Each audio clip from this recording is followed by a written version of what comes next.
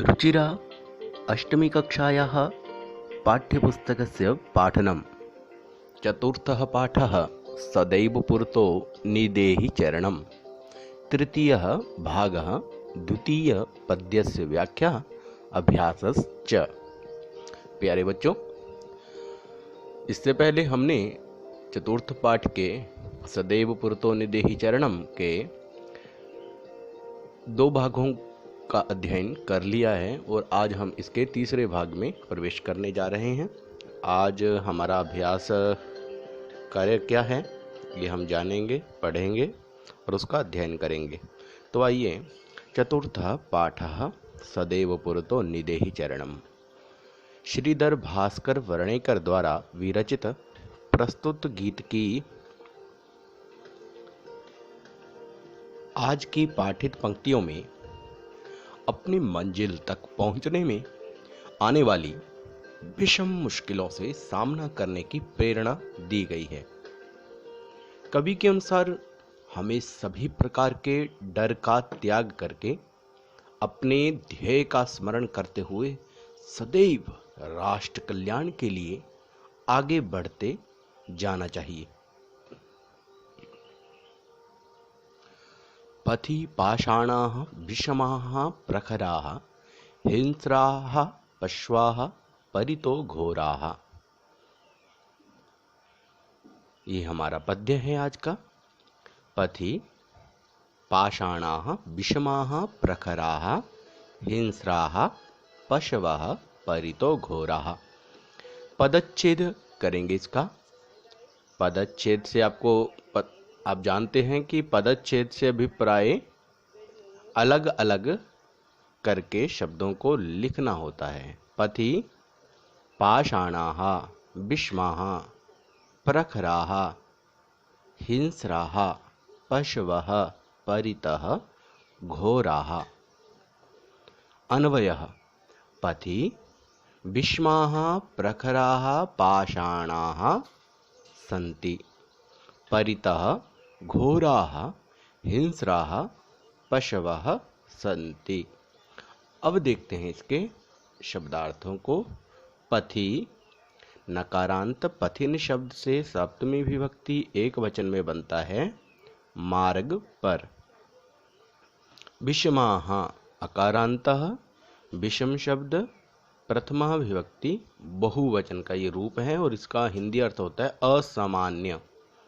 प्रखराः अकारांत प्रखर शब्द से प्रथमा विभक्ति बहुवचन में और इसका अर्थ होता है प्रखराः का तीक्ष्ण और बहुवचन में इसका प्रयोग किया गया है। पाषाणाः अकारांतः पाषाण शब्द प्रथमा विभक्ति बहुवचन में प्रयोग हुआ है पाषाण शब्द से, तो पत्थर हैं। परितः अव्यय प्रयोग है यह और इसका जो अर्थ होता है चारों ओर। घोराः अकारांत घोर शब्द प्रथमा विभक्ति एक बहुवचन में बनता है घोराः भयंकर। हिंस्राः अकारांत हिंस्रः शब्द है और प्रथमा विभक्ति के बहुवचन में इसका रूप बनता है हिंसक। और पशवः ये पशु शब्द है, उकारांत है और यह भी प्रथमा विभक्ति के बहुवचन में रूप बनता है पशवः, पशु हैं। तो इसका अर्थ क्या हुआ वो हम देखेंगे। मार्ग पर असामान्य तीक्ष्ण पत्थर हैं अर्थात रुकावटें हैं। चारों ओर भयंकर हिंसक पशु हैं। क्या अर्थ हुआ इसका कि जिस मार्ग को हमने तय करना है उसमें कई प्रकार की रुकावटें हैं। कई रुकावटें आएंगी, कई पत्थर आएंगे, उसमें चारों ओर उसमें हिंसक पशु भी हमें मिलेंगे, परंतु हमें क्या करना है, हमें निरंतर उस पथ पर बढ़ते जाना है। आइए अब चलते हैं अगले पद्य की ओर। सुदुष्करम खलु यद्यपि गमनम सदैव पुरतो निदेहि चरणम। मेरे साथ बोलेंगे, क्या है ये? सुदुष्करम खलु यद्यपि गमनम सदैव पुरतो निधेहि चरणम। आइए अब इसका पदच्छेद देखते हैं। सुदुष्करम खलु यदि अपि गमनम सदा एव पुरतः निधेहि चरणम। अन्वय देखते हैं। यद्यपि गमनम सुदुष्करम खलु तथापि सदैव पुरतः चरणम निधेहि। अर्थ देखते हैं हिंदी। यद्यपि, यद्यपि जो है वो एक अव्यय प्रयोग है और यदि जमा अपि से बनता है यद्यपि। इससे तात्पर्य होता है जबकि। गमनम अकारांत नपुंसकलिंग है गमन शब्द और इसके प्रथमा विभक्ति एक वचन का ये रूप है। इसका अर्थ होता है चलना। सुदुष्करम अकारांत नपुंसकलिंग है। सुदुष्कर शब्दात प्रथमा विभक्ति एक वचन में बनता है अत्यंत कठिन या अत्यंत कठिनम। खलु अव्यय प्रयोग है और इसका अर्थ जो होता है वो निश्चयार्थ में प्रयोग किया जाता है, निश्चय से। सदा अव्यय प्रयोग है। हमेशा पूर्णतः अव्यय प्रयोग है और इसका अर्थ होता है आगे। एव अव्यय प्रयोगः और इसका अर्थ क्या है ही।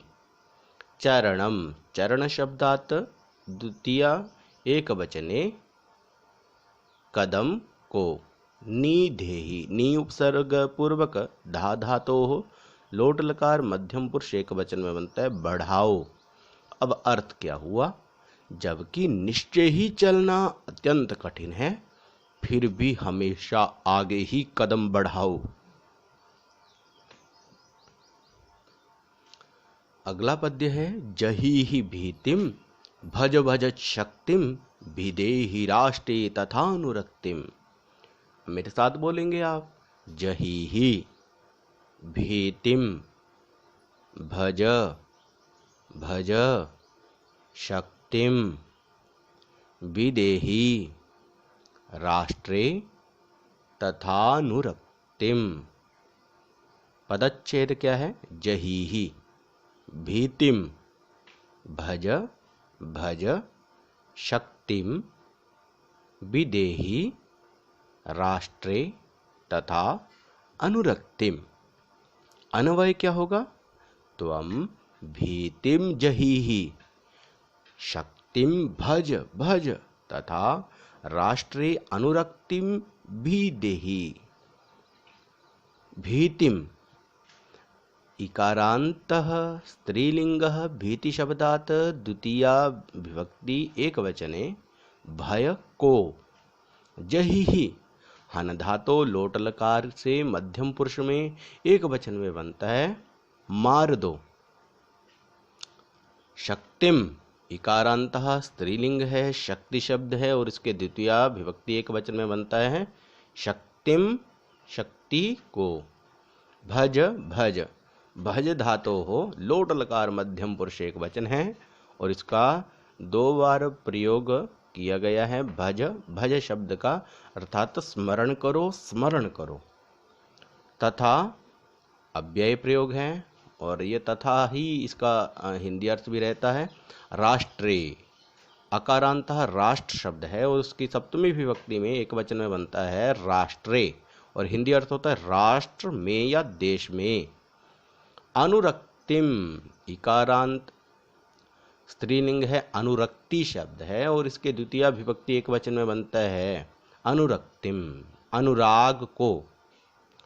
विदेहि बी उपसर्ग पूर्वक धा धातो हो लोट लकार मध्यम पुरुष एक वचन का रूप है स्थापित करो। हिंदी अर्थ देखेंगे। भय को मार दो अर्थात हमारे अंदर में जो भय है उसको निकाल दो मार दो और अपनी शक्ति का स्मरण करो, शक्ति का स्मरण करो तथा राष्ट्र में अनुराग स्थापित करो। अपना राग जो है वो कहाँ स्थापित करना है हमें, अपने राष्ट्र के प्रति। अगला पद्य है कुरु कुरु सततम ध्येय स्मरणम सदैव पुरतो निधेहि चरणम। कुरु कुरु सततम, साथ में बोलते जाइए आप मेरे साथ, ध्येय स्मरणम सदैव पुरतो निधेहि चरणम। पदच्छेद कुरु कुरु सततम ध्येय स्मरणम सदा एव पुरतः निधेहि चरणम। अन्वय देखेंगे, सततम ध्येय स्मरणम कुरु कुरु सदैव पुरतः चरणम निधेहि। सततम अव्यय प्रयोग है और इसका अर्थ होता है निरंतर। ध्येय स्मरणम अकारांत नपुंसकलिंग है। ध्येय स्मरण शब्द द्वितीय विभक्ति एक वचन में बनता है, लक्ष्य को स्मरण।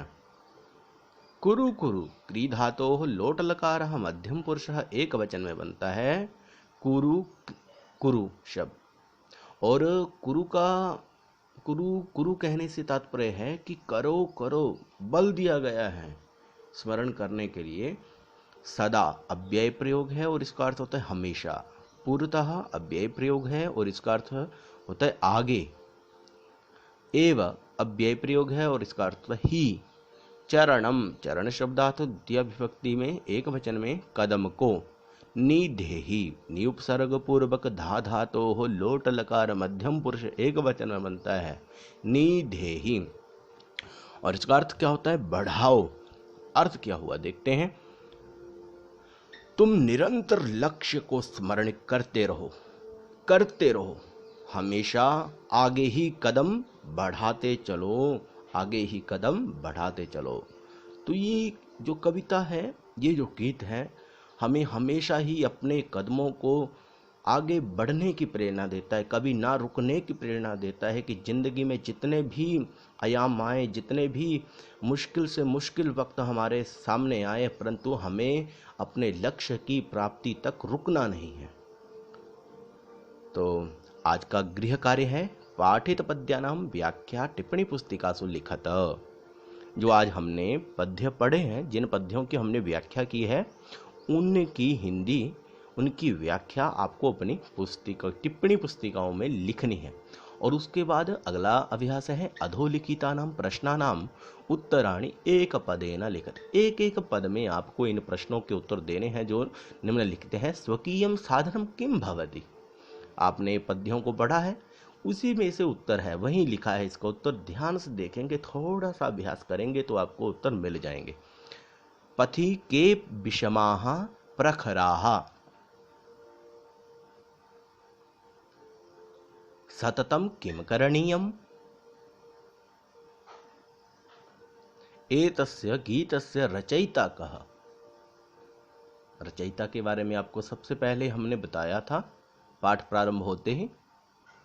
सह कीदृशः कवि मन्यते। सह कौन, मतलब जो इस पाठ का कवि है वो किस प्रकार का है, ये भी हमने आपको सबसे पहले इसके इंट्रोडक्शन में बताया था।